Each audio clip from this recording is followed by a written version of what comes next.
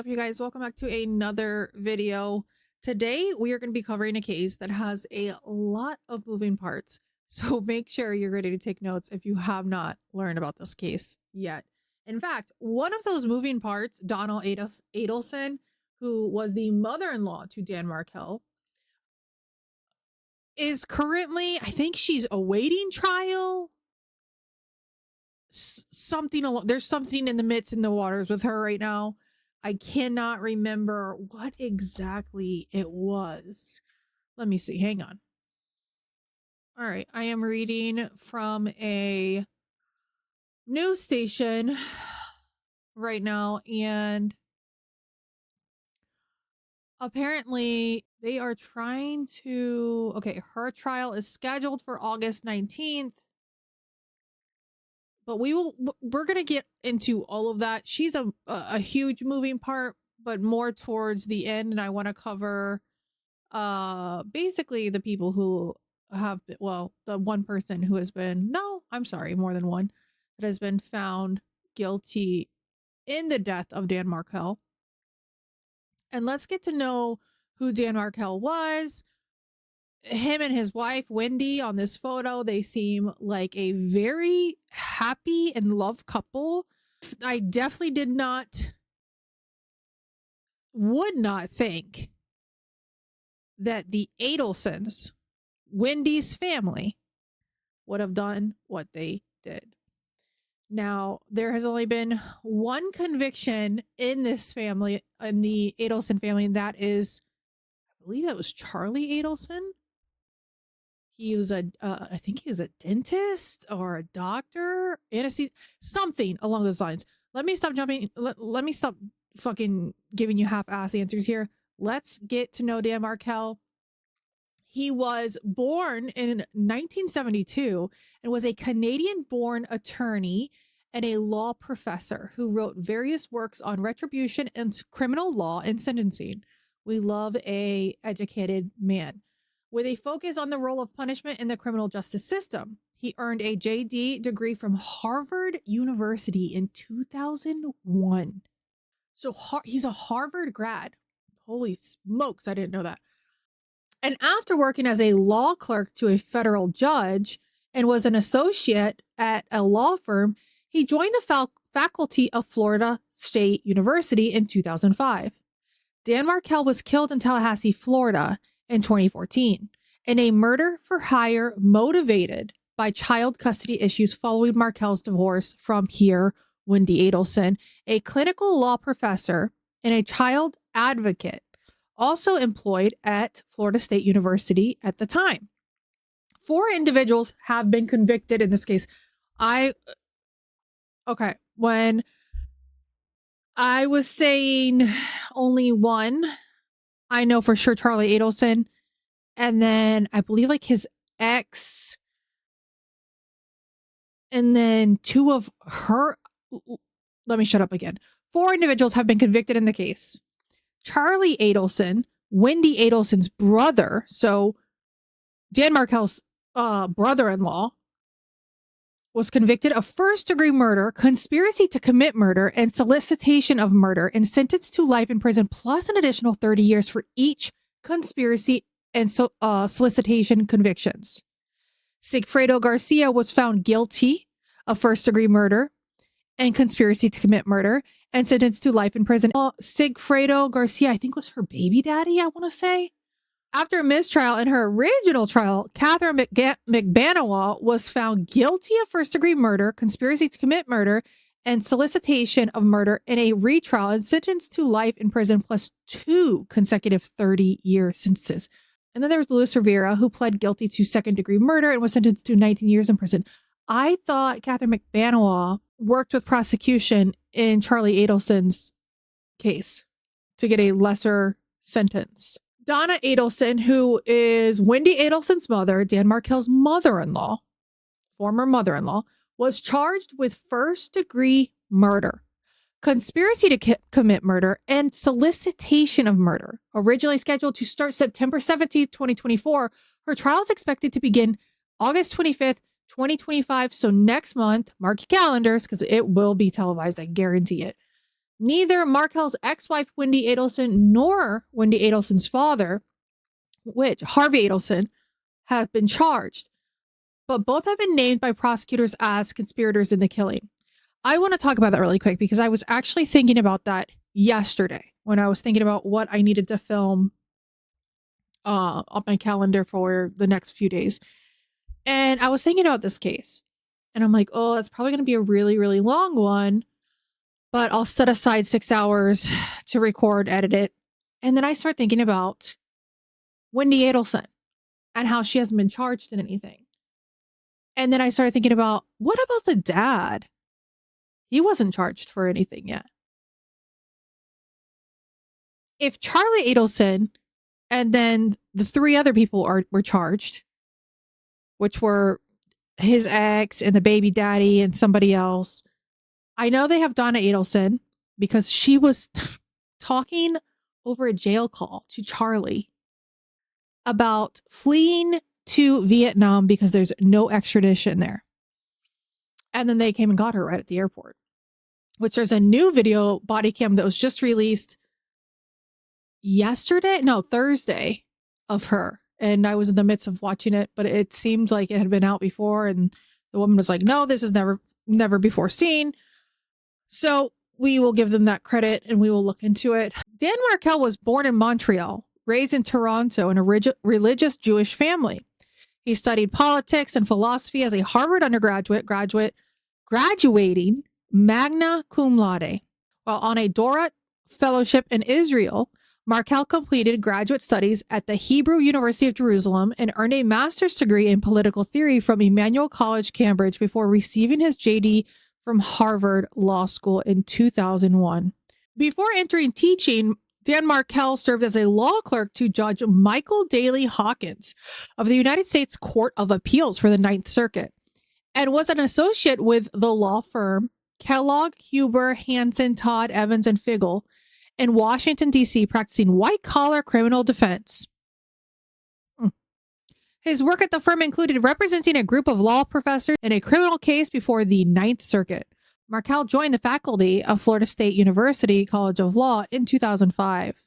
Dan Markel co-authored a book exploring the intersection between crime, punishment, and family, and he called it Privilege or Punish, Criminal Justice and the Challenge of Family Ties. Very strange. Like, he went into criminal law defense. Not strange that he did that. Strange and insane how he went into law, wrote a book, co-authored a book exploring the intersection between crime, punishment, and family, privilege or punish, criminal justice, and the challenge of family ties. The challenge of family ties, that came out in 2009. And then he's murdered in 2014? 41 years old, he was murdered. Markel was a co-founder of a blog for law professors. He was also interested in sports law. He and his co-authors proposed a method of giving fans an opportunity to participate in the management of sports teams. He also wrote opinion pieces for the New York Times, Slate, and Atlantic, among other publications. In addition to his scholarship, he was a consultant for the defense in a federal prosecution in New Jersey. Markel was shot at his home in Tallahassee, Florida, shortly before 11 a.m. on July 18, 2014, and died early the next day. The Tallahassee Police Department announced that Markel was the intended victim and termed his death as a murder. On August 1st, 2014, the Associated Press reported that emergency medical response was delayed because of a dispatcher classified the call as a less serious than it was. A highly regarded and popular professor, Markel was the subject of many tributes from the academic community. The day after his death, a memorial service was held at the synagogue he had attended in Tallahassee. Markel was buried in Pard Shalom Cemetery in Maple, Ontario. A $25,000 Crime Stoppers reward was initially offered. A separate independently funded $100,000 was offered in July 2015. At that time, the 1-year anniversary of the murder, the Tallahassee Police Department called a press conference and showed photographs of a silver Toyota Prius asking the public for help in locating the vehicle. The police also released unredacted police reports from the crime scene in February 2016, but these contained no new information regarding the crime, only the names of the police officers who visited the crime scene. On May 26, 2016, a suspect, Sigfredo Garcia, 34 years old, of Miami Beach, was arrested for first-degree murder. Tallahassee police would not release further details, but told reporters that the killing was being investigated as a murder for hire. A few days later, a judge in Leon County Court ordered the probable cause affidavit behind the arrest unsealed. The affidavit revealed investigators' belief that Garcia and Luis Rivera, 33, had traveled from the Miami area in a rented Toyota Prius, staying in motels the night of July 16th and 17th, 2014, to commit the crime. Evidence included a cell phone, banking and SunPass electronic toll collection records, security camera footage from buildings and city buses along the streets Markel and the alleged killers had driven, and the testimony of an unnamed informant along with a nearby witness. The morning of the killing, they had trailed Markel as he ran errands and went to the gym until they could shoot him at his home. The affidavit further outlined investigators' theory of the case that Markel's death was a contract killing in which Charlie Adelson, the brother of Markel's ex-wife, Wendy Adelson, and Donna Adelson, Charlie and Wendy's mother, had used Catherine McBanawa as an intermediate to hire Sigfredo Garcia and Luis Rivera for the killing. According to the affidavit, the motive was the desire of the family of Wendy Adelson to allow her to relocate to the Miami area with the children. Catherine McBanawa, who had mothered Garcia's two children, was alleged to have been the link between the Adelson family and Garcia and Rivera. Investigators alleged that neither Rivera nor Garcia knew Markel, but that Charlie Adelson, Wendy Adelson's brother, was in a personal relationship with Catherine McBanawa. That McBanawa received a large amount of money from the Adelsons following the killing. That McBanawa was the first call Garcia dialed after Markel was murdered, and that Charlie and Donna Adelson disliked Markel. The affidavit further noted that Wendy Adelson had been granted a 50-50 custody when the couple's divorce had been finalized in 2013, when Markel had won an order prohibiting her from moving to Miami with the children. In 2014, Markel filed a motion that would have prohibited his mother-in-law, Donna Adelson, from being alone and unsupervised with the children due to ongoing remarks that were being made about him in front of his kids. On June 17, 2016, a grand jury in Leon County indicted Garcia and Rivera on charges of first-degree murder in connection with Markel's killing. At the time, Rivera was already in jail for a conviction of federal charges of racketeering conspiracy arising from the leadership of the North Miami group of the Latin Kings gang. The state filed documentation with the court, including detailed information on Rivera and Garcia's first trip to Tallahassee on June 4th through the 6th of 2014, an exhaustive review of cellular phone and GPS records, placing them in the vicinity of Markel on both trips. The state also issued an expanded probable cause affidavit, which included photographs and maps related to the murder. The media released videos of the Toyota Prius stalking Markel throughout Tallahassee on July 18, 2014. Sigfredo Garcia was pictured in a Toyota Prius at an ATM in Pembroke Pines, wearing a white long-sleeved dress shirt. Media reports using the released videos showed that immediately after the murder, video from a Tallahassee bus showed the Prius going north on Thomasville Road, with an individual in the passenger side changing into a long-sleeved white shirt. Amazing what's caught on camera. And it truly amazed me, even back in 2016, that people are committing crimes where you just think that nothing's going to happen. Trust me. Someone saw it, and if they didn't, a camera did. On September 16, 2016, ABC News aired In-Laws and Outlaws on a 2020 episode of the investigation into the murder. On October 1st, 2016, police arrested Catherine McBanawa. She too was charged with a murder. On October 4th, 2016, Luis Rivera pled guilty to the charge of murder as part of a plea bargain in which he was sentenced to 19 years in prison, which would run concurrently with another sentence he was already serving. In his confession, Rivera claimed that Sigfredo Garcia had recruited Rivera to take part in the killing of Markel and that Catherine McBanawa was the woman in the middle doing everything. Rivera also claimed that he did not know the names of the people who had hired Garcia and McBanawa, but that the reason for the killing was because the lady wants her 2 kids back. She wants full custody of the kids. The Adelsons denied any involvement. 2019 developments. The trials for Catherine McBanawa and Sigfredo Garcia were combined and took place in October 2019. In the trial, prosecutors claimed that Charlie Adelson had arranged to pay McBanawa, Rivera, and Garcia $100,000 to murder Markel so that Wendy Adelson could get full custody of their children.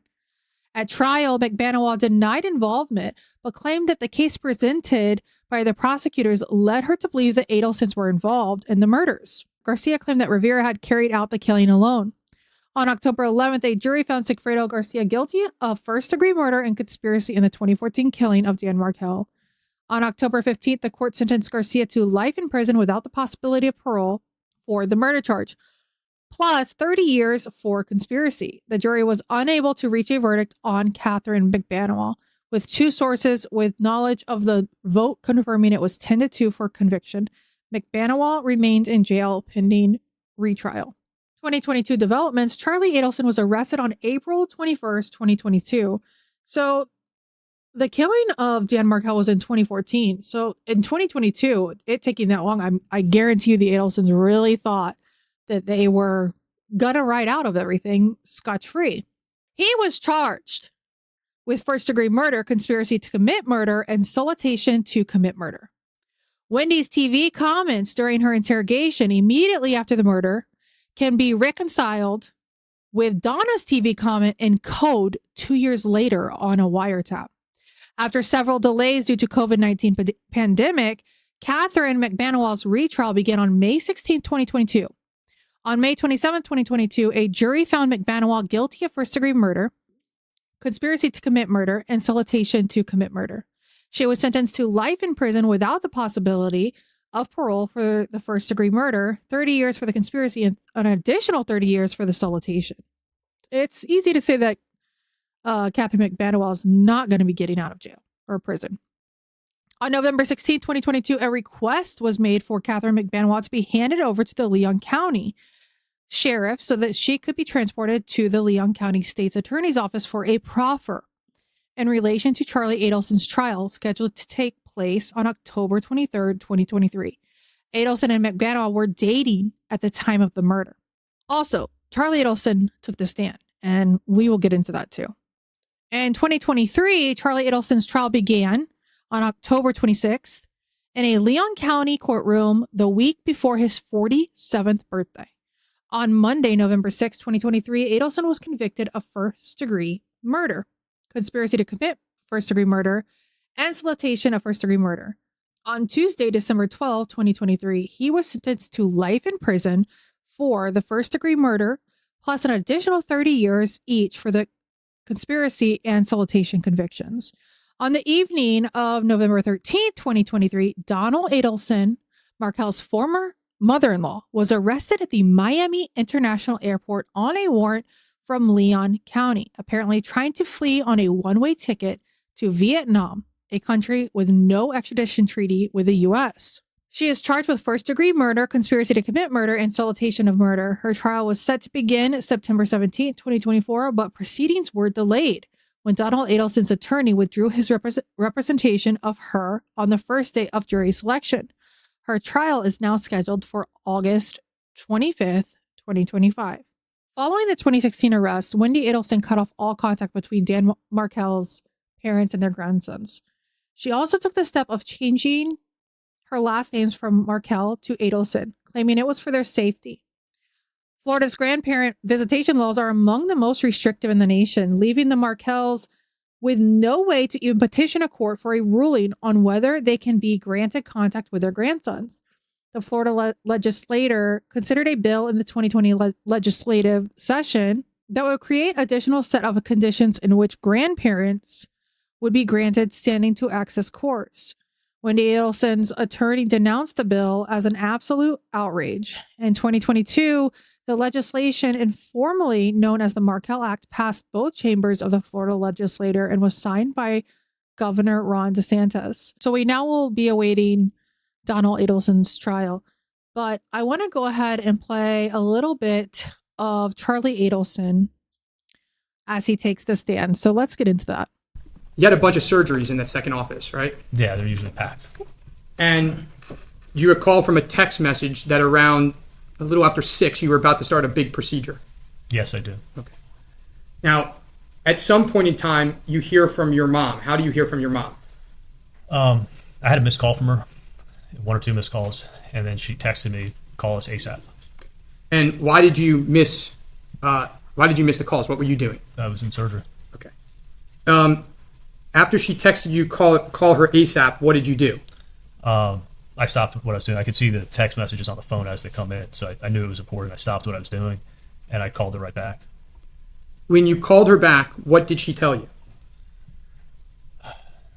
She told me that Wendy had just called her, and that Dan had been shot, and that it was serious, and that her and my dad are going to be going up to Tallahassee to be with her. How did you react? I was shocked. I said, "Is he okay? Is he going to be okay? Are the boys okay? Or Wendy's okay? Like what happened?" And what did your mom tell you? She said she didn't know any details, that it was really serious, and that Wendy's with the police right now, and they're questioning her. Now, after you got off the phone with your mom, what did you do? I went back to work. And did you have some communications with people after that through text messages about how you were feeling? I did. And generally speaking, how were you feeling? I wasn't feeling great. I was pretty upset about what I just heard. Now, around what time, if you remember, did you leave the office? Probably about between 8:20 and 8:30. Okay. And again, it's a pretty far drive, correct? Even Yeah. at that time of night. Yeah, there's no traffic at that time, so I could speed a little bit. But On your car ride home, did you make phone calls? yes, I did. And in particular, and we'll do it one at a time, did you speak with Catherine Magbanawa? Yes, I did. And what did you tell Catherine Magbanawa on your ride home? I told her that my ex-brother-in-law had been shot, and it's serious. And I just told her I really didn't feel like going out tonight, and just hang out at the house if you still want to come over. She said, "No, definitely, I'm still coming to see you." How did she seem?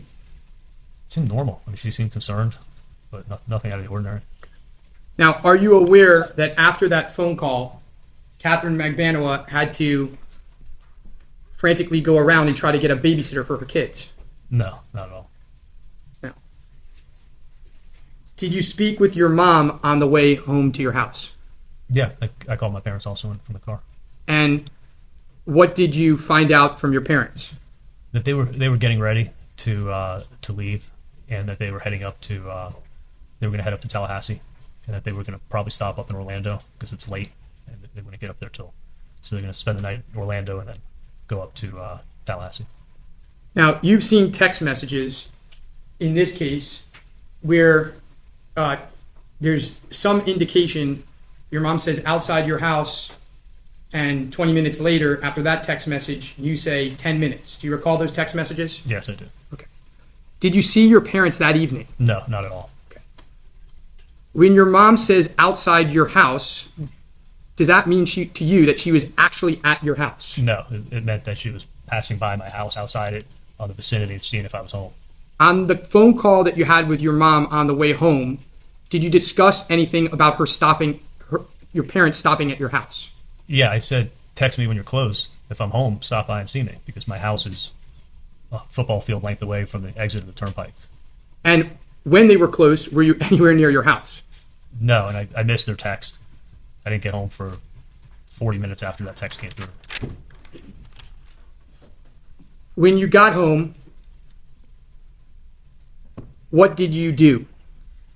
When I got home, I changed, took a shower. Changed, and I played phone tag with Katie to see where she was at. I think I talked to her after I got out of the shower, and she was going to be heading over hang out with me.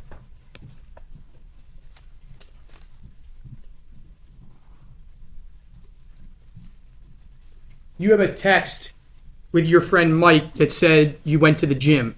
Do you have a gym? Did you go to the gym? No.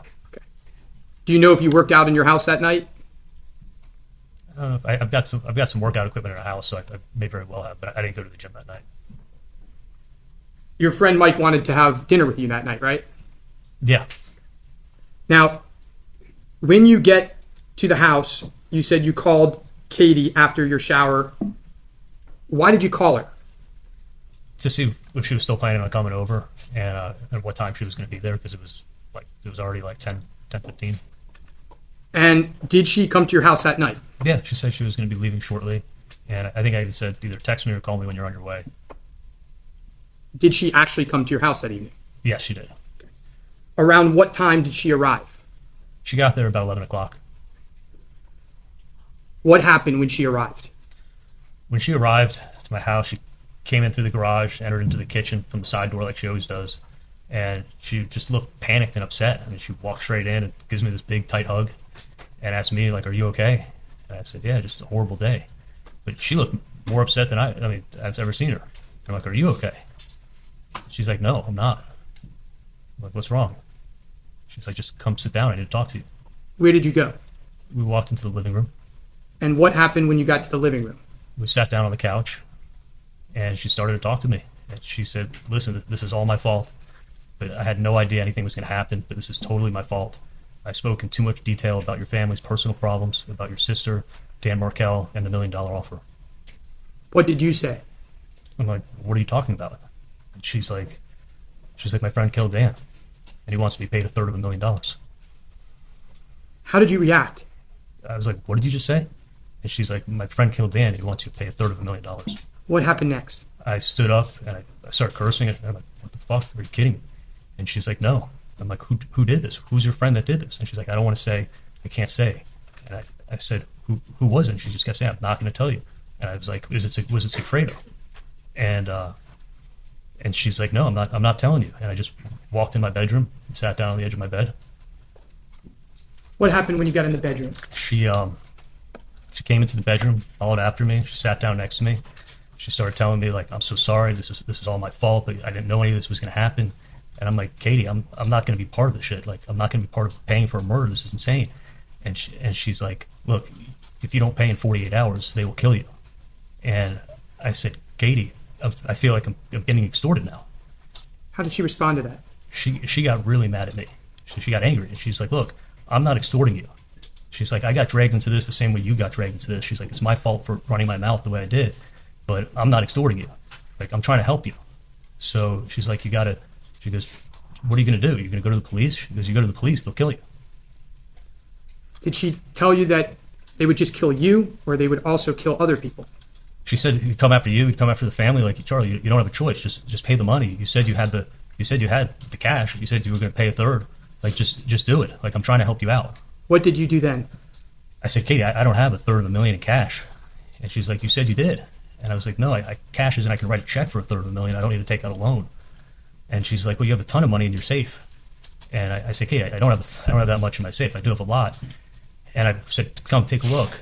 And I walked over to my safe. I opened it up. And I'm like, here, take a look. I took it out in piles and put it on the dresser next to us. And I said, go ahead and count. That's not $1/300,000. And did she count it? Yes, she did. How much money did she count?